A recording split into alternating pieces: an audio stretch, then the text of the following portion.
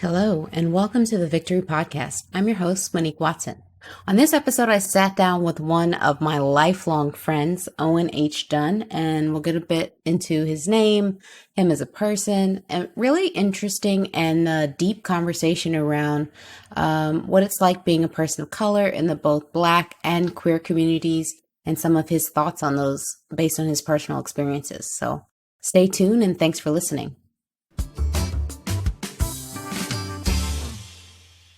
So welcome to the Victory Podcast. I'm your host, Monique Watson, and I have the distinct pleasure of interviewing my lifelong friend, I would say, Owen H.Dunne, and we'll talk a little bit about that name and what that means. And thanks for coming on the podcast. Thank you for having me. It was a pleasure. I'm really excited about this. I love podcasts. Podcasts are great. I listen to them when I am tapped out on music, or I just want to hear a thought, or I want to learn something, but I want to do something else at the same time. Because YouTube videos are just too much sometimes. I'm like, okay, I just want to, can you just talk to me about it? And maybe just pretend I'm not here. You guys have a conversation. I just want to feel like I'm ear hustling, that's kind of how I like to feel about podcasts. So podcasts are great. It's like I'm that person at the table that's way too close to the restaurant, pre-COVID and stuff.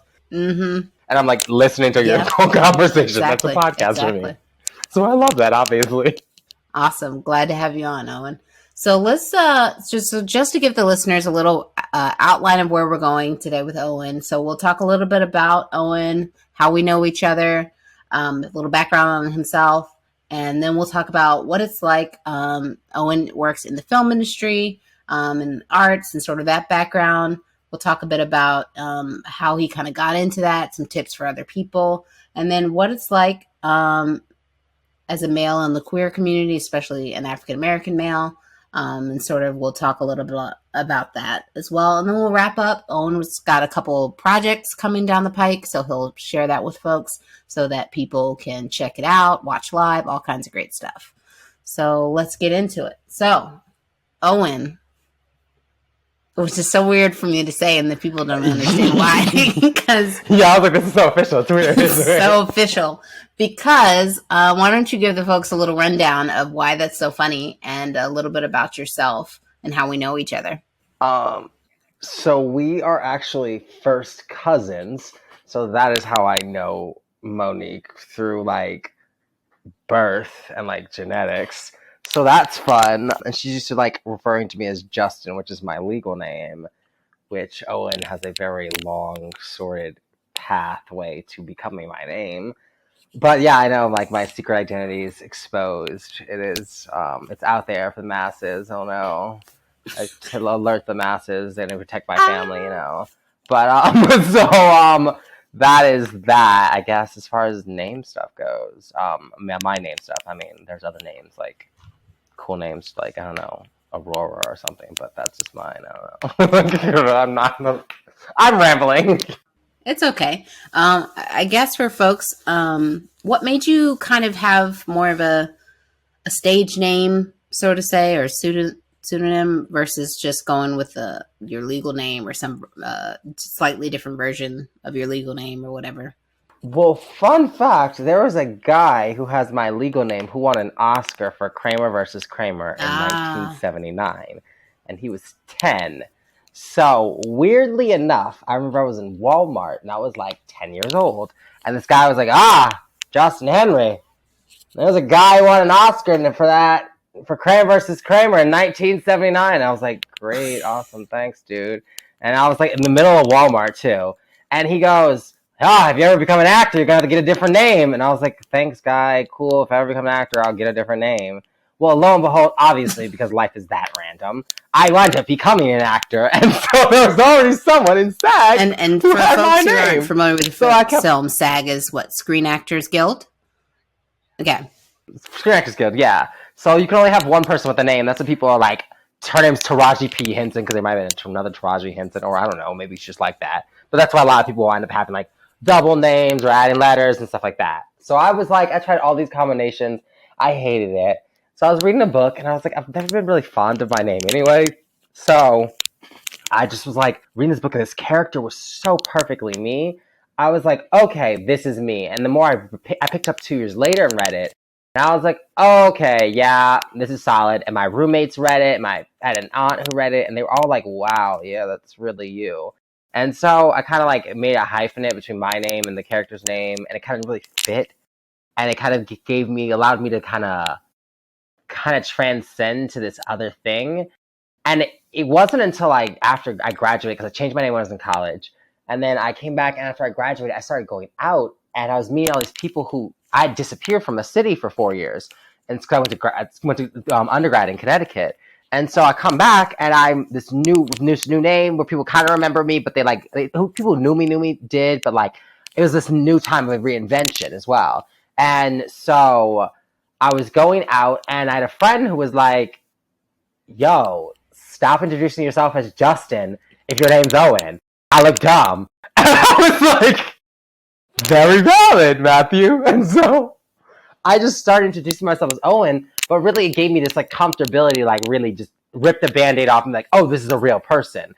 And then it was weird because it became this thing where it was like, eventually more people knew me as Owen than it was Justin. And then I started working, which was like exponentially so many more people and stuff like that. And in film, as I work in, it's like you're encountering so many people. So it kind of just grew. And then when I went to grad school, my like actual work, student email said Owen on it. And I was like, oh, this is official as fuck. And I was like, okay, cool. And then 7 years later, here I am. So no, yeah, that's really cool. And you bring some points that kind of bring us to the couple of the next topics that we'll talk about. So you talk about, going to grad school and kind of that bit.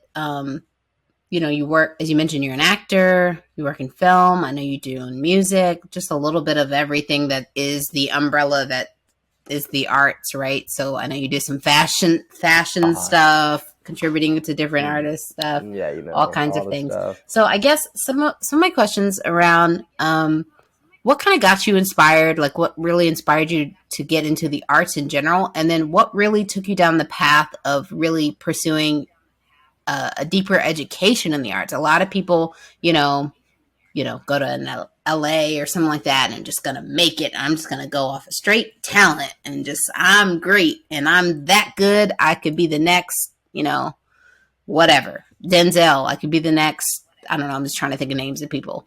I've been drinking, so I don't know. But the next great thing, right? The next Jessica Alba, whatever. I could be the next great person. And so what kind of led you down that deeper education? You mentioned the master's and undergrad degree as well. Well, my parents, it's funny because both of my parents, as you know, are really educated, like both have multiple degrees and like they didn't know art. And so it's funny because like they were so ignorant of like the actual like making a living as an artist thing, to where they were like all they knew was like, you're going to get educated, at least in what you're doing. You're going to get a degree, a certificate, because worst case scenario, you can just teach. And not worst case scenario, but they're like, at the end of the day, if everything, you can't make it as an artist, you can teach at least. But they were really skeptical initially, because when your kid tells you want to go be an artist, you're like, I think they're great, but I'm their parent. So like, and I don't know nothing about art. So like, I think they're great, but like, are you really that great enough to go make a living as it? Now, as they started to see, as I got older, people started to tell them, no, he could make a living doing this. Like, he should really seriously consider it. And it's a hard thing, I understand, for any parent who does, especially just the arts are such a gamble. So it's like, and some people want to be in them. And so to really do that, they were like, well, if you're going to do that, go get educated on it. And also, like, I'm a person of color, especially a queer person of color. So when I walk up in a room, no one's expecting me to be in charge or know what I'm talking about. People oftentimes talk to me as I'm dumb a lot of times, or like to talk over me. And I'm like, no, bruh. This is what this is, and this, and this, and this, because of this, and this. On top of the fact that you can use like fancy degrees are these things of like, I call them my now what nows. Because it's those things you say in conversation that instantly stop, no matter how bougie or privileged or powerful you are. When you say them in conversation, they stop people and they take a second look at you. And so I think that education in ways, because there are already these institutions that have had a stamp and seal of approval on them, they serve as helpful now what nows to people of color because oftentimes we don't get very much face time with these important people. So simply saying, hey, I'm finishing up a master's degree at Columbia for directing for film. That's one sentence that stops the bougiest or most important white person who asks me for 2 seconds on set what I'm working on. And they ask a second, they're like, oh, wait, well, hold on. I'm curious. Like, you're doing something to further your own understanding. And not to mention, it shows that you can complete something, you can put in this time to further your understanding it, you take your craft seriously. Like, I have spent 4 years of training myself to be a really informed actor and dancer and musician.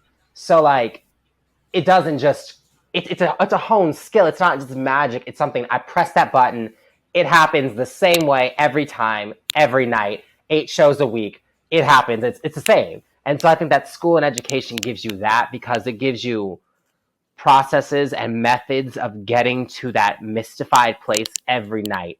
And so it doesn't feel like you're just like hoping and dreaming and wishing upon a star. It's like, this is like a procedural kind of thing as opposed to. Yeah, I don't think a lot of people realize how much of a true like craft skill, not just raw talent, that the world of the arts is. Like, you have to have some talent, right? There's no ifs, ands, or buts about it. You can go. Correct. It only gets you so far. It only gets you, Yeah. I mean, you may get lucky, but you can't, build a career, plan a life on luck, right? So I guess what would be tips for other people if I'm, I'm maybe I'm 14 and I'm interested in the arts, whether it be film, you've done a little bit of everything, film, dance, music, whatever. Would you, if you had your younger self to do it again, would you still do the degree or a mixture, or kind of test your waters in different ways? What would your advice be to your younger self? I'd say hold fast to who you are and like don't let other people define you. Because I think I spent so much time, like, I'm glad I did the education route because I think for me, I was a person who didn't innately think that I had it. Because I think that so many times in these institutions of education, in order to get this high level of training as a person of color, unless you can shuck it and jive it up like with the master, like, you don't, and you can be these stereotypical roles until recently, they didn't really see much value in you. So you were always just taught to be kind of just grateful to be there. And grateful to have been allowed in this rarefied air that that you're the one black person. Like, there was one black dude a year in my program. One. There are 4 years of college, so 4 black men are in our program a year. Out of how many people? So it breeds this feeling. About? There were 69 people in my year, in my program. We had one black dude, and that was me. And if I'm your black dude, I know they can't see me, but I glow in the dark in the winter. I'm about as high yellow as it comes. Like, come on. So I'm just like, it teaches you to just be appreciative for the fact that you can be there, because at the end of the day, you can't fix this thing that's an air quotes problem for them, which is your blackness of not being able to fit into this box that they've already pre-prescribed for you. So I think that, like, for me, I think that it'd be to know that, like, just because they can't tell a piece of glass from a diamond sitting in the middle of the street doesn't mean you're not a diamond, and doesn't mean to sparkle any less bright. Because I think a lot of times as black people in these institutions and these predominantly white institutions, you're taught to kind of dull your shine in order not to make other people feel bad, because they can't understand it. If you start to tell about intersectionality and racism and these different things like that, the predominantly cis hetero white male groups that run these institutions are going to feel bad. They're instantly going to wind up as being on the problem side of these issues because of the space that they occupy. So it becomes very isolating for them. So in order to, like, maneuver through this, like W.B. Du Bois talks about, you have to have, like, the duality of this blackness, to where it's this black person who can maneuver through this world to not upset the balance these white people have in their artistic, happy, liberal, neo-sphere, and still find some level of authenticity in art. And that's a really hard thing, because it's hard to say, be vulnerable and completely honest of who you are, and still be worried about that authenticity hurting someone else's feelings by simply it existing, because you can't really separate your blackness out from your artistic experience and expression of self because it's such a part of your identity. And so that was the kind of thing I think I wish that I knew the most, because I spent so much time beating myself up because I thought I couldn't be this thing I thought I needed to be. And it was because there was no versions or representation of anyone who looked like me anywhere in what I was doing. Like the first time I saw someone on screen who literally looked like me, a light-skinned, blonde-haired black dude with bushy eyebrows who dressed as kind of like a homeless person who was queer on a screen, I was 26 years old.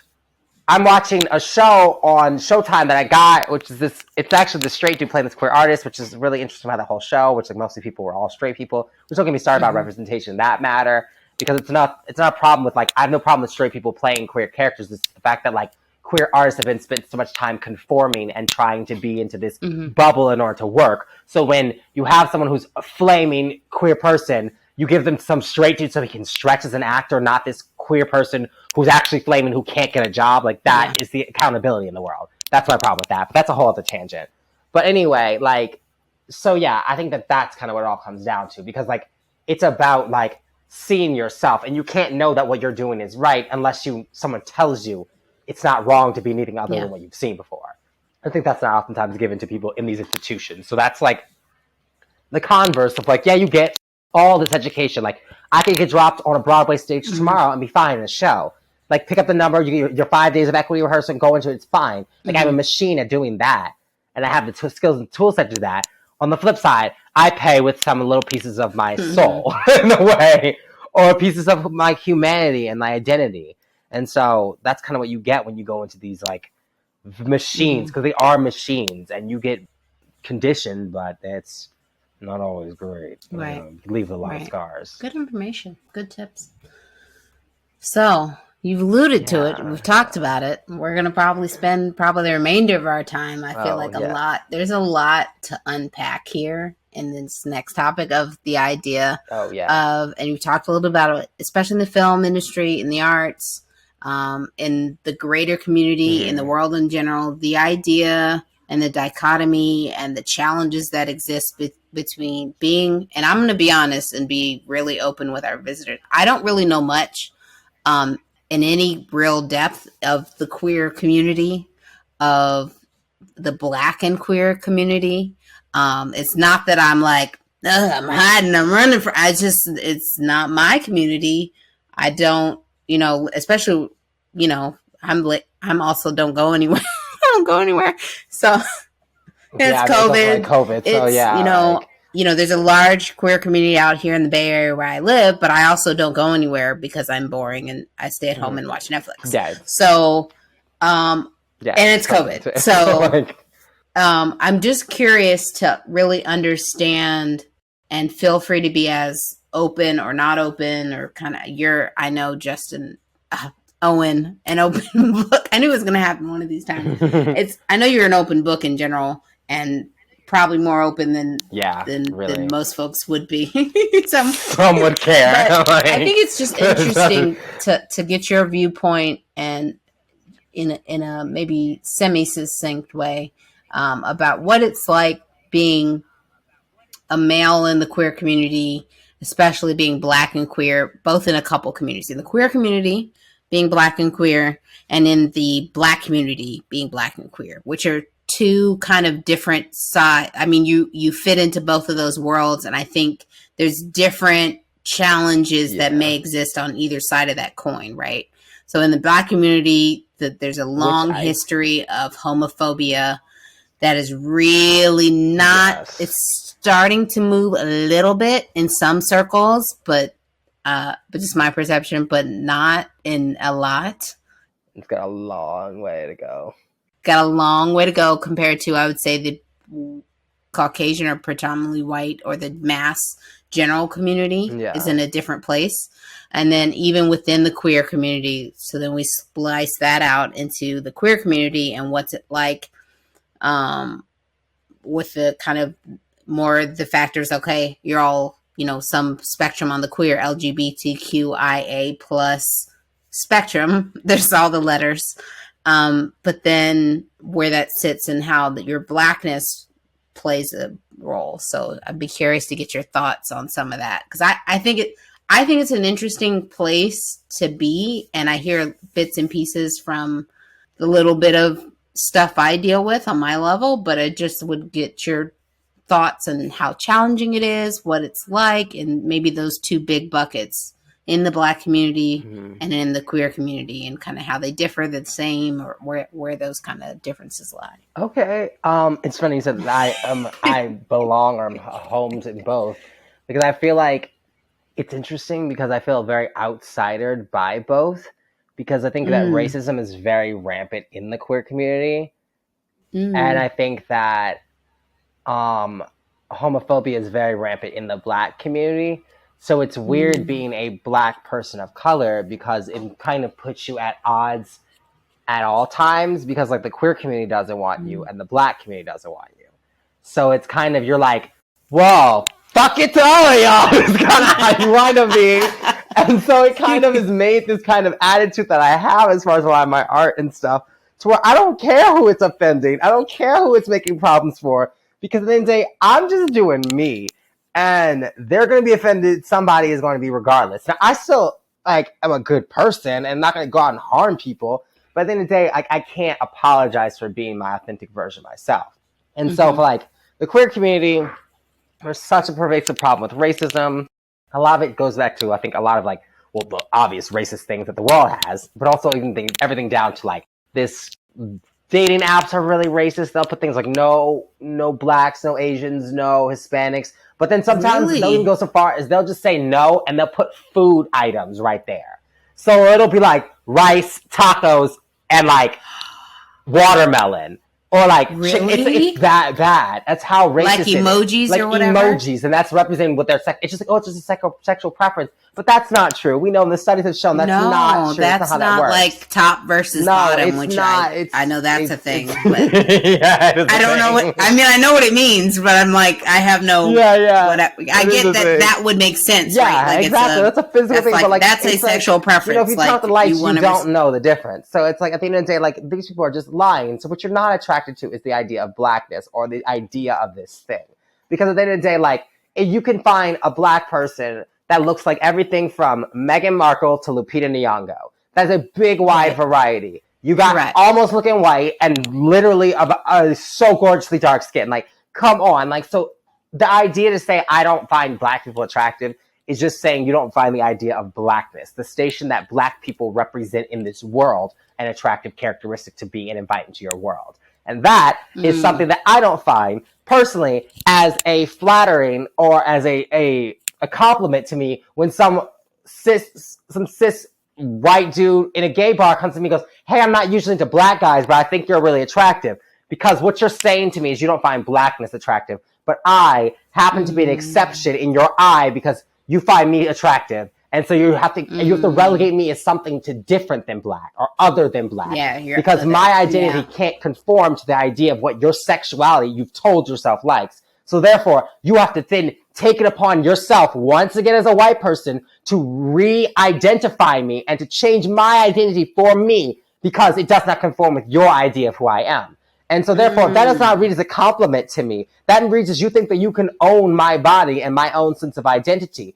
On top of the fact that you just simply came over here to fetishize and live out a fantasy of hooking up with some Black dude, which I'm sorry, brother man. If you think of me as your fetishized version of Blackness, you are way much more institutionally conditioned than you think. Because at the end of the day, like I said, I glow in the winter. So like, come on. Really, you're furthermore just relegating into a fetish of this idea. Because you can even say that I do not fit that idea. So like, come on. You're two different identities of what you prescribe to me don't even line up. And that's what the confliction happens in. And so then either they get mad at me for not taking it as a compliment, or I just have to sit there and be like, okay, I know what you mean. And like, just act like it's a compliment. So it's like, I usually kind of just like steer away from that in the queer community, which I feel like the queer community, I must say, is so much more racist than the Black community is homophobic, I'll say.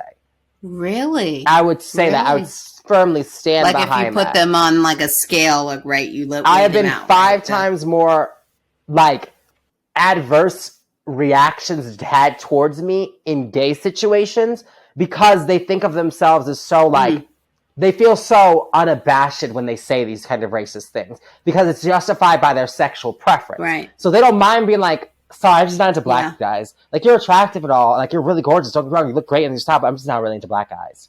And it's like, how is that not offensive? That seems, I mean, to just blanket. Now, if they just said, I'm just not into you. It'd be one thing, and that's great. But you just say, I'm not into black guys. And that has happened to me multiple times at bars, said to my face. I believe it. And the thing that throws me every time is they say it like it's not that big of a deal. Why are you making it like, I'm just not. It's like, no, I don't really drink like apple teenies. I'll take a beer. Like, it's like that. That's literally how casually they say that. It's of you. Yeah, I think some of that is interesting that occurs because I think of similarly in the corporate world that I ebb and flow into, right, in my normal day life. Like, it's the same idea of going to like the days at my all girls school. I won't name them so that we don't. But like, they don't mean, I think it's some of that implicit unconscious bias that they don't even realize that it's offensive, right? To be like, oh wow, you're so well spoken. Yeah, and I think the worst is because like with gay people, it's like I'm in a situation where I'm here to have fun and let go, and I'm like here for community and in a queer space to let my walls down. And so I'm in the middle of having fun, and then I get instantly armed, like or like disarmed. I'm really like thrown, and then like our guard goes back up because I'm like, whoa, this is racist as fuck. Whereas like if I'm going to like a situation, because I spend a lot of time with a lot of black queer people too. So a lot of the black people I'm around are very open-minded, and people who know me are very pretty open-minded because, like, I mean, I'm gay as fuck. Like, yo. Like, but and not quiet about it. But, and it's okay. And it's great. It's you, so we like you. Exactly. At the end. And so, so I feel like black people, a lot of time, if I'm going around black people who I know are going to have this certain kind of mindset, one, I'm really clearly, they know where I stand, clearly. So most people are going to keep their mouth shut, or unless they really try to come for me, and then we can have a discourse. But I know what I'm getting when I go into there. Whereas like the queer community, it's not like they all look the same. I can say, okay, that's what this person's going to look like, who's going to do this offensive thing, or that's what's going to look the same, because they might be dressed head to toe as a drag queen and feeling like this, I think, or like be in this super seeming like cool costume with all these like cool black men they come with. And it's you just never know who these people are. So it's a little, because I think this idea of queerness kind of in our brains kind of tricks us to think of like this open-mindedness. And so it's funny that people just assume and associate, okay, you're queer, so therefore you have to be open-minded. But there are a whole subsection population, the gays for Trump. And like, it just shows you though how much that like the ideology and the identity of whiteness can supersede almost anything. To the point where that's why I say that like race, I think, pervades my identity so much more than my sexuality does. Because at the end of the day, I could be some artsy brother, or I could butch it up if I really wanted to. But I will always be a black man in this world. Yeah. And so you walk into a room, they don't necessarily, I mean, mind you, when you're wearing certain things, they may assume. Exactly. But I mean, if you just have on jeans and jeans and t-shirt, you just like whatever, hat backwards, like the people can't see, but hat backwards, whatever. Yeah. You're just like, oh, this is a person of what looks like maybe the male gender, and that's it. You can't just see a person's sexuality, but they can see. I don't care if you got a mask on because it's COVID or whatever. Your blackness, or at least person of the color, even if they can't readily identify you by your quote unquote ethnic group. Yeah, I think that's really what's interesting about this. And actually, Christian and I were talking about this topic, just the interesting changes. Not that this was on the outline, but there's more recently the Catholic Church has come, and the Pope specifically has come in a pro state of gay marriage, which was such a surprising. Not that I don't support, I'm in, violent support of it, but surprising from the Catholic Church. And there's people who are very upset about that, Catholics and things, about this change in stance on gay marriage and homosexuality. And I thought it was interesting because I think over time things have evolved within the church in a number of issues. So I'm surprised that people who, I'm not Catholic, but if you view the Pope as a very religious person and a close contact with God, then I think it was just very interesting to say, because there are people like, oh no, he's whatever, he's talking crazy. And I'm like, but which is it? Is the Pope, this profound religious person that has a close connection with God, and his words and his views and interpretations of that are sound, or is he not? Like, all of a sudden, because he has this one specific viewpoint. I thought it was an interesting development over the last little bit of time. Yeah, I agree. That's kind of come out. But yeah, I think the Catholic Church has to evolve with its people. I think they have in some ways. I think they too. Yeah, and as a person who's a follower of Christ, and that sort of gets a lot of flack these days, because the quote unquote evangelicals, and I'm using air quotes on this audio podcast, the idea of evangelicals and their viewpoints don't line up with what I would say, and I'll say this on this podcast, is that they don't line up with the values of Christ. No, they don't. And I say that in the Christ that is loving and accepting of people and from all walks of life. Yeah. And people who like to throw the, what is it, Leviticus or whatever out there. I was like, at the same breath that statements of, as an abomination, whatever. Right. The same fabrics. I was going to say mixing fabrics is exactly the thing I was talking about. So everybody's wearing a poly blend or anything blend. Pads wearing your menstruation, like exactly. Eating shellfish, literally, all kinds of different things. Not marrying your brother's wife. Yeah, like who the fuck is following that one?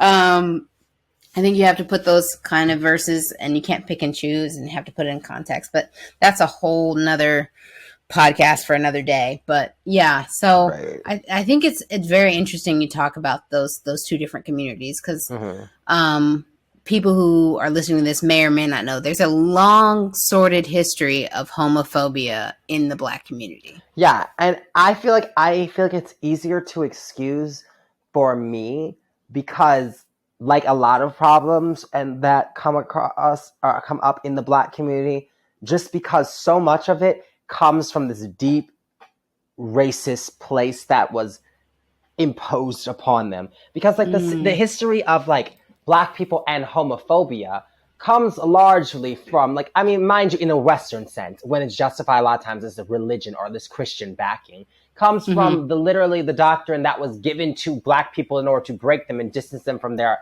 African roots. And so therefore you gave them a new religion as a tool to break slaves. So therefore that's why Black people hold to religion so much more in the Western world than they do, like white people do, because it's a tool that's been, if it's your life and death, if believing this makes it the thing you need, then therefore, if there's a narrative that is beneficial to your slave owners, sounds like they would perpetuate you keep believing it and make it paramount to the point you believed it till your dying breath. So therefore, like, I can excuse that. White people, on the other hand, have just chosen, especially queer white people, have chosen ignorance in being racist, because you decided to explore your identity of yourself in queerness, a formative, fundamental challenging of yourself, and decided that you were going to carry over racism with you. Like, come on. That I have a little bit of a harder time, because also there's so many think pieces and stuff about that, about how it's not a thing. And I don't know, I just feel like it's easier to excuse, because I also feel like a lot of times it comes from a lack of education and exposure for Black people, because a lot of Black people are not out. So when they meet me, I've had a lot of Black people who are like, you're the only out person I know. And I'm like, what? Yeah, there's so much of that DL. So much DL culture. Like, we don't talk about it, but it comes from this constant reinforcement back all the way to slavery of the toxic masculine traits that is to be a man. Because Black men aren't allowed to show feelings. Black men aren't allowed to do all these different things, so otherwise it's perceived as gay. So there's a limited view of the limited narrative of what it is defined to be a Black man. And William Raspberry has a really great essay on what he says is that the definition of Blackness is far too narrow to really ever allow for anyone to authentically maneuver through this world, because so few people fit within this box. And so it really is about opening up what it means to be Black. And I think honestly, Dwayne Wade and Gabrielle Union do a really great job of portraying that, I think, in a really cool way. And I think a lot of athletes and public eye figures have really started to like consciously dismantle this idea of this is what is to be an air quotes man by like imposing things like wearing nail polish and makeup and being open about those things and opening up about their sexuality. A lot more artists are coming out and you're finding a lot more sexually fluid. And a lot of people are talking more about this whole concept of like their attraction to trans people and all these different things opens up the narrative of what blackness can be. And so therefore allows for this level of understanding. So when people are allowed to be more than one thing, and therefore they can be, so then therefore people can get used to being around this more than one thing. And so I think that it's more of a multi-tiered kind of problem in a way. But I find that Black people, we are so much more accepting in general. We're like, we accept you for who you are. Come as who you are. Now, we might be the kind of people who don't talk about it. Yes, my cousin and his friend know good goddamn well that his friend has been his boyfriend for the last 30 years.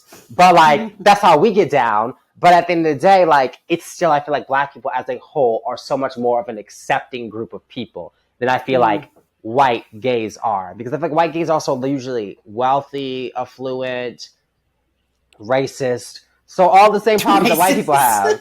So like the problematic, like that's usually, it's like just because they're gay doesn't mean they're not white, and gays are usually predominantly run by white men. So just because they're gay doesn't mean they're not a white man. They are still a cis white man, and if they don't open their mouth about who they're sleeping with, nobody knows they're gay. So they still get all the privileges of whiteness and white maleness. Yeah. So therefore, they operate in that kind of behavior, and it's very as toxic and unabashed as most white men are. Yeah. So, and once you find your little community, you can be your own version of this toxic thing. Because it's really like, it's about outsiderness. It's like, you're an outsider because you're queer. So therefore, that's cool when you're 16, you're outsider. Okay, cool. But then you get older and you move to a city where there's other gay people. So now you have your little clique of your whole wide scope of a whole city like Manhattan of a bunch of white gay men who are affluent, and there's other people and stuff going wrong, but there's a large population of white gay men. So therefore, you can be your own elitist, racist self that you would be if you weren't gay in this situation. And so it just allows for this ability to kind of like cultivate the same toxic behaviors that are prevalent in the regular mainstream world. It's just gay, but just because it's just a subset of the same problems we're seeing on a larger scale. Just because you're sleeping with different people doesn't mean that like the problems go away.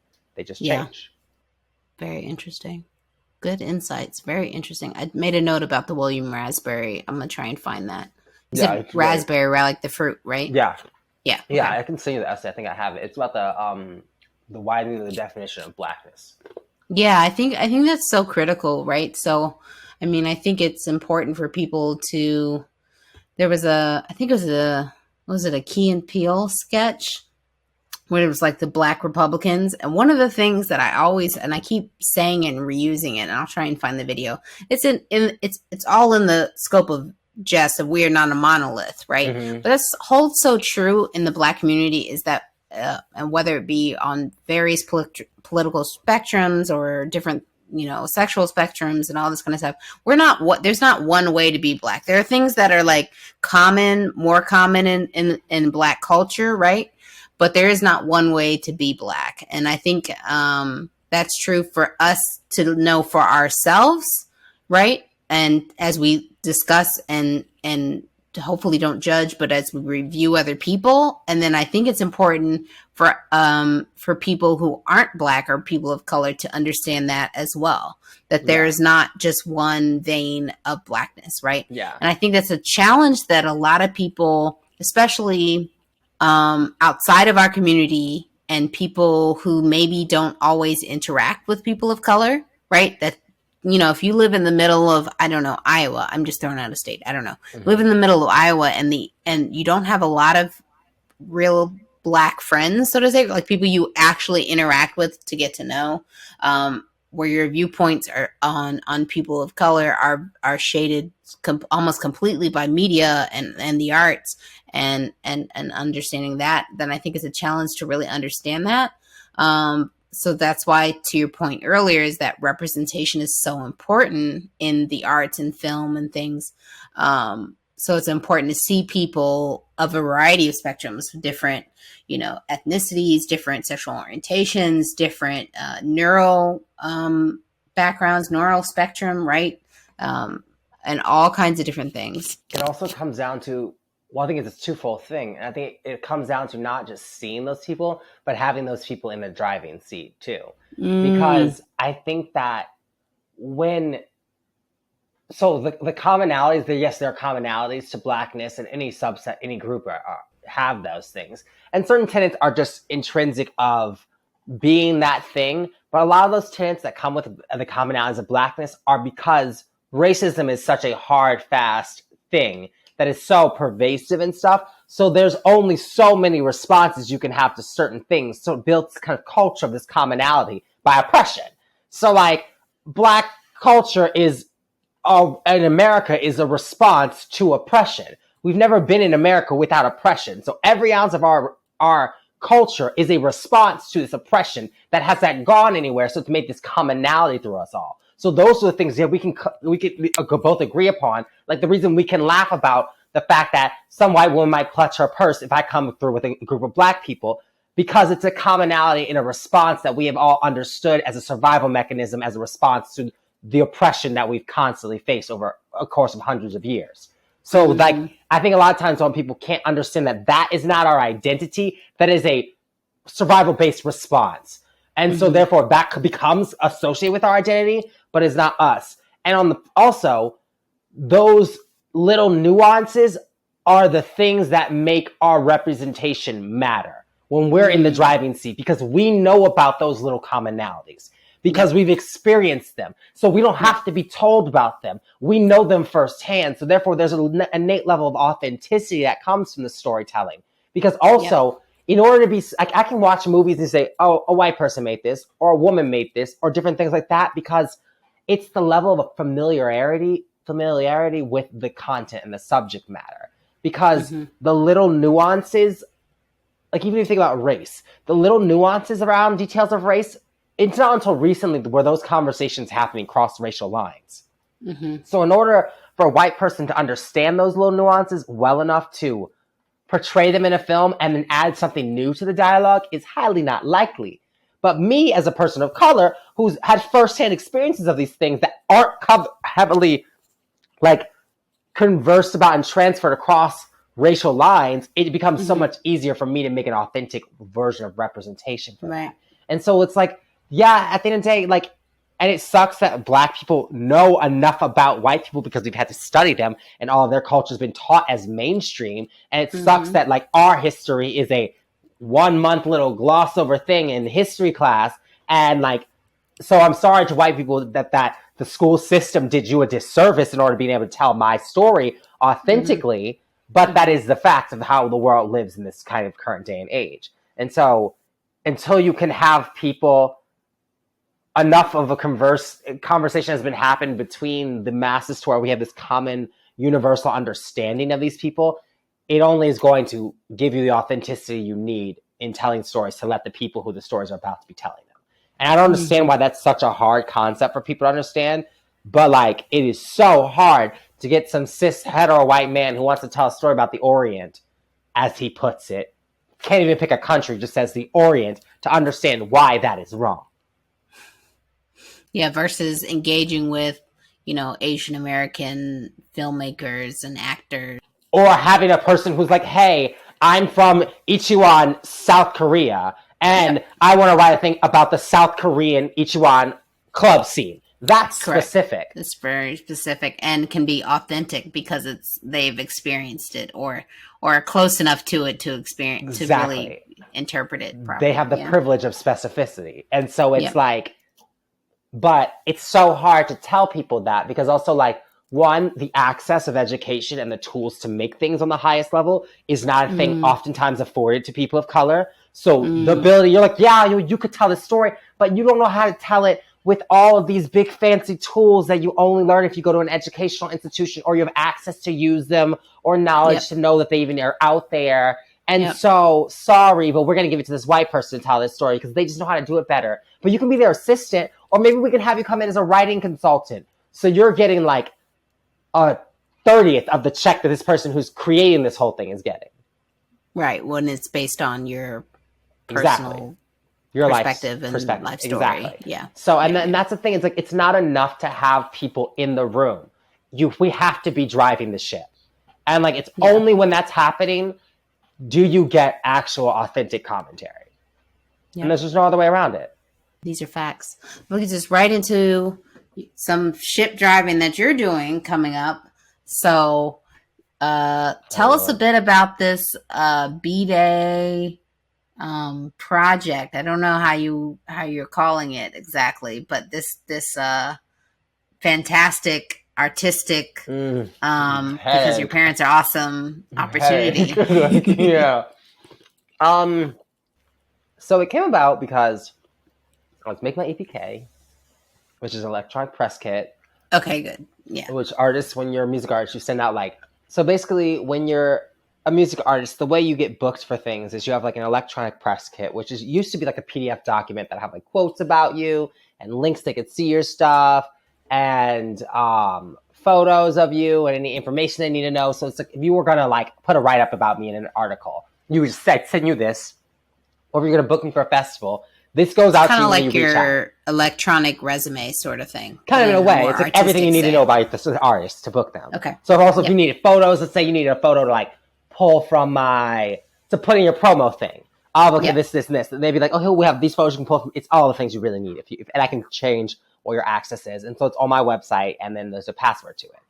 So that's an EPK, and they're really helpful for artists. If you're a music artist out there, making EPK is the most beneficial thing to you on the planet. It seems like it's a big hassle, and they're really fancy now. They're digital where you can send them off just a link and stuff. It's great. Like I have my Instagram. It's a really helpful tool. Like if you need a bio from me, you can pull it straight off there. And I cannot stress enough for artists, especially indie artists, to not skip on these little tools like that because they are so helpful and they allow you to compete in a real market. But, okay, so my EPK, now that that's the good, no, it's good tips. It's good tips. This is all about helping people to grow and be victorious. So, and these are all these things that I had to go find on my own. So someone just told me.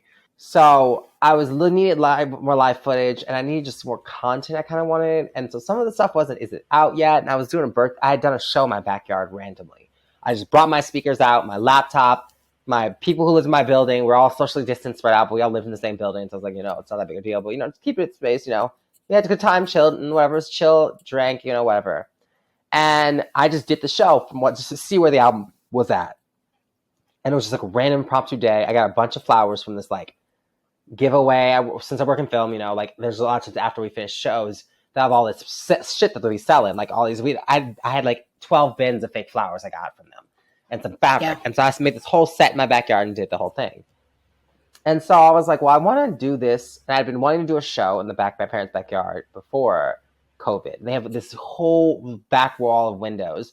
It's like a glass box. And I was watching the Chloe and Halle video, how they were in this glass box. And I was like, I want to light a glass box and like light it. Like, I think it'd be cool to have it to be lit and then the darkness be outside and people watching it. I think it's just a really interesting idea.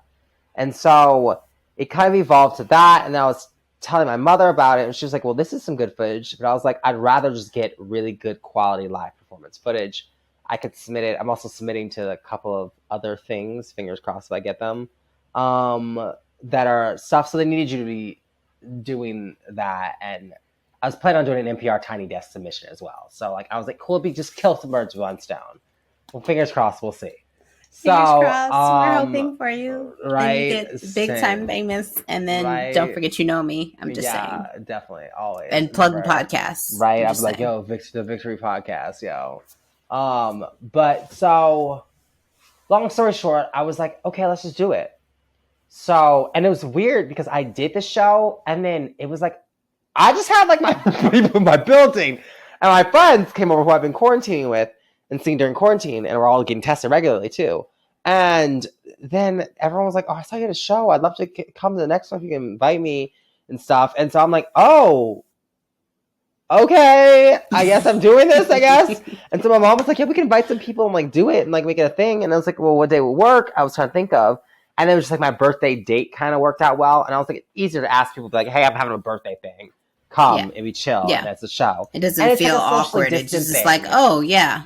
Exactly. So it's a Perfect. socially distant thing. So there's like 7 groups of people that can be in the backyard, fit comfortably, and we'll probably have like a little monitor or something, maybe a teleprompt, like a thing so you can live stream it or stuff like that. I don't know. We'll Mm-hmm. see. And then also I'll eventually release these live videos as like little live video performances thing, kind of Yep. like in that kind of vibe. So it was kind of killing a bunch of birds with one stone in a way, and getting to give like a sneak peek of what the album's going to look like, because we're also working on, you can have the exclusive of that. We're working on this like movie musical film kind of thing that happens. So it'll be Nice. the songs from the album, but it'll also follow like a narrative flow. So it Okay. won't just be like a bunch of songs. Like a lot of times I Nice. feel like a lot of these like visual albums, they're just like cool visuals and stuff, but they don't really follow a narrative super much. And Right. this one will follow like a narrative. Like it will feel like a film. Okay. So that's That kind makes of sense. what we're working on now. And so we just finalized the set list for the show. And so we have some rehearsals coming up. And then I got lights. And then we got to still looking to figure out who's filming. So the goal is probably do like 2 cameras happening. And then I want 2 really cool DP friends of mine to do it. So that way it feels like So DP. like director of Sorry. photography. Sorry, Okay. because you go I just different. like to help. Yeah, no, different like different industries. Those terms can mean different things. Yeah. So, 2 amazing like cinematographers I wanted to do, like friends who are just like amazing there with camera, just to shoot it, just like to cover it, just to see what they do, and then we blend the 2 together, kind of in a way, just for cutting against it and stuff. But yeah, I just wanted to do something fun that wasn't about the audience, that was about me making content, kind of in a way, and the audience just got to come and witness it. So it was like, it's kind of done in a way where you're just getting to be on set for this thing happening in a way. You're the live studio audience. So it's chill. It's fun to get to bring people into the thing, get to welcome them into my birthday kind of whole thing. It's on my birthday actual date. So that'll be fun. And Nice. then I'll be stressed the fuck out the whole time. I'll be fine. You'll be fine. And You'll then be fine. I just need to make sure I don't drink too much before the show, because I don't let myself drink till the show starts. I'll have my first sip of alcohol at the show, beginning of the show. Otherwise, it gets bad. then The nerves start to get to me. I'm drinking and I'm like schlossed halfway through the show.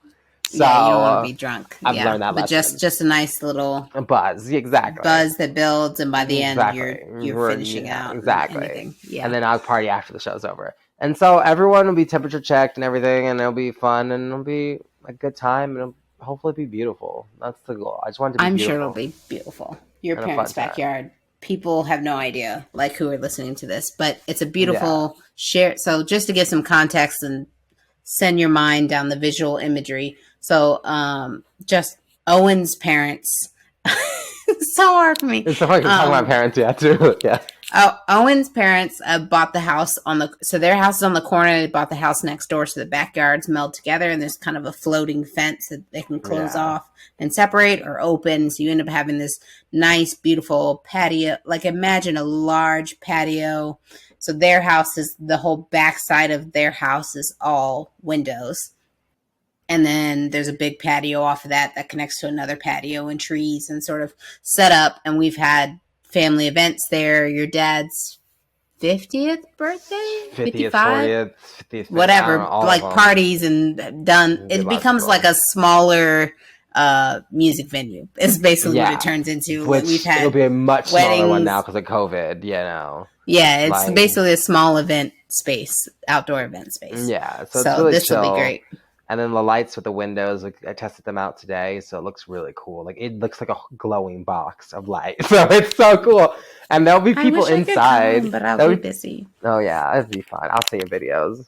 But yeah, so is the plan to live stream or just record? The plan is to live stream it, just like a kind of mediocre-esque version of a live stream, just to kind of be like, hey guys, if you want to kind of be there just for the birthday part of it, kind of celebrating, kind of whatever you want to, just to be there kind of in a way. And then we'll release like actual footage that's like pretty and like cinematic and like good. So it's like, I don't want to give away too much of it. Like, I don't want you to get the whole show beforehand. And it's like, no, then we'll have like, okay, no, this is the footage from the show. It's like, okay. So we'll do that after some, like, we'll do the whole Beyonce Coachella kind of vibes.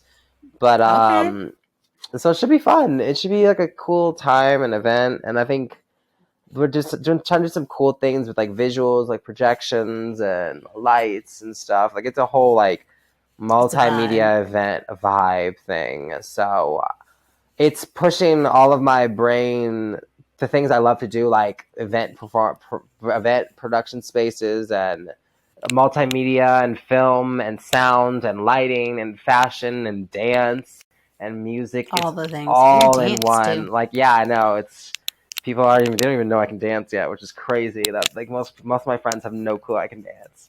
Have no Oh wow. clue. Like most people don't Wow. know I can dance at all. Like exactly. It's like people who I'm know me shocked. really well know I that know that's you like like that's what I think of not first, but but it's like top no, most people top that's two like things. yeah, it's most I think people you're like that's just number one they think of. But like it's so funny. There's a whole other like most people who know me as a work world don't know that I can dance at all. They oh know my I goodness. can, that they don't know how good I'm actually good at it. Like as in trained Yeah, dancer I person. mean, like I Yeah. did it. Like I pay my bills. Like in grad school, like if I needed to pay to make some money, I'd go dance. Which I know it's like, oh, like most people are like, what? You were gonna go like be a dancer to make money to pay your bills? But that's real. Like that's how I pay my Oh no, rent. I that's would good. Nutcracker paid 3 months worth of rent, so I was like, yo, like, hey, I'll go dance in someone's Nutcracker show and make some money. So like, hey, That's awesome. but so yeah, so that'll be fun, and it's gonna be a really cool visual thing. It won't ever, they don't ever get to see me really dance, but I have a music video we're working on now that's like, it's a very dance video. It's a very dance heavy video. It's like a really, I told my friend Palenko was choreographing it. I was like, I want them to go, God damn, I didn't know he could dance like that. Like, that's what I wanted to go to it. So I was like, Like it's a some lot of hardcore, not just two crazy stuff. stepping. Like, I mean, we have aerials in it. Like, there's one of them, I don't ever touch the ground in it. Like, there's all types of crazy stuff going on. So, That'll be and awesome. that'll be cool. So it'll be like a little preview of that. And then the album drops next year, at the beginning of next year. And we have all kinds of crazy visuals, like videos and a music film that's gonna come out probably like very Guava Island style, except for it's not that secret. It's just like gonna drop. We'll probably do the festivals and then like actually come out afterwards. So that'll be cool. And yeah, I'm just kind of like trying to make a bunch of content and use this time while I can to like plant the seeds that can grow later. Nice. So how can people like stay tuned in to what you're doing? Is there some great you maybe want to share your social media or Oh what so people yeah. like, oh my God, I've listened to this and Owen is my new favorite person, Oh my which he god, should be. yes, So what are indeed. the best ways to kind of connect with you, stay tuned on all these latest and greatest things? So, basically, all of my music you can find on every platform. It's just odd. It's OHD, like all caps, and then I think on Apple Music it's like capital O, lowercase h, capital D, because Apple Music is weird and like when you publish as an indie artist, it'll change your name slightly weirdly, like just those weird things.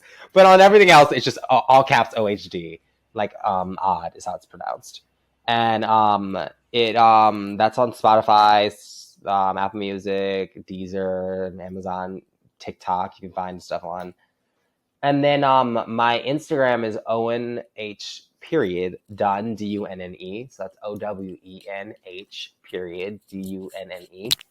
And that's really where I post a lot of the stuff that's happening in my life, like about music, new releases, videos, links to stuff, anything that's really kind of happening. That's kind of my main hub where I just will post and comment all that stuff. And it's also a great way to get in touch with me because I'm very like approachable. Like it's too funny. This company out in South Africa hit me up. They were like, "Oh my god, we love your Voodoo remix," like blah blah. And they reached out and they were like, "Can we do like a featurette thing on you?" And like we had this whole talk and it was super cool. And like a lot of cool collabs have started from DMs. So it's like I love your work. Hey, it's really great. Like cool, let's talk. And then we talked and we met. Like I did a really cool photo shoot with this person who she shoots for Vogue sometimes, and she was just like, we were talking. She was like, yeah, we kept up on Instagram, and like it's been funny. Also, like I've met people who I've just been conversing with on Instagram before, and then we become actually really good friends and colleagues from it. So definitely hit me up on Instagram if you want to chat. If you like my music, tell me. If you post and listen to it and tag me in anything, like I will repost you. I'll message you and say thanks so much, and it's actually me. So I mean, like it's not someone Awesome. I'll else. Awesome. I will And make sure in the show notes you should look below. That'll have Owen's Instagram, and I'll link at least a couple platforms: Apple Music and Spotify, and maybe one or two other places where you can find all that is Owen H.Dunne and the fantastic fabulousness that is him, which is awesome. And I'm biased, and I don't care because he's my cousin. I'm biased too, so I like me too. But people are like, "What do you listen to?" I'm like, "Actually, I just kind of jam out to my own music because that makes it for me." So I get high on my own supply. Literally, I just like sit in my house and I'm like, "Oh," but like I started working out to my music, and that's when I was like, "Oh, I have hit a new level of like goal," because the workout music is a whole other type. Because you're like, "Oh, I hate this." So if I can make music to get through working out, then I've done something, I think. There you go. Well, this was fun. I don't know about you, but I had a great time. I did too. This is really enjoyable. I enjoyed this a lot. Yeah. So thanks so much for joining us. And thanks for spending some time with one of your top 5 favorite cousins. I know you don't have to tell anybody. Shh. Exactly. Between me, you, and the listeners, it's fine. But no, this was great, and thanks for coming on the podcast. So thanks again to Owen. That was such a fun and deep and really profound conversation to really delve into a lot of deep issues. So thanks again for spending time with us here at the Victory Podcast. As always, follow us, share this podcast with your friends and even your enemies. We're on Instagram at the Victory Pod, Twitter at the Victory Pod, everywhere at the Victory Pod. As well as check out Owen's Instagram information, which is below in the show notes, as well as a link to that article he was talking about from William Raspberry, as well as a lot of other great content. You can find his music and links to that, all the great stuff. So please check that out. Also, if you like supporting the Victory Podcast, please visit our merch store. You can find a link on thevictorypodcast.com. That's TheVictory podcast.com. And on there's the merch page. You can get great gifts going into the holiday season. So t-shirts, stickers, anything you can think of. We have it embedded with the Victory Podcast logo, so you can show your support for a small business, Black-owned small business. So please do that. Reach out to your friends and family. So in this episode, as I do every episode, every problem has a solution. It's whether you're willing to do the work to find it. Let's do the work and be victorious.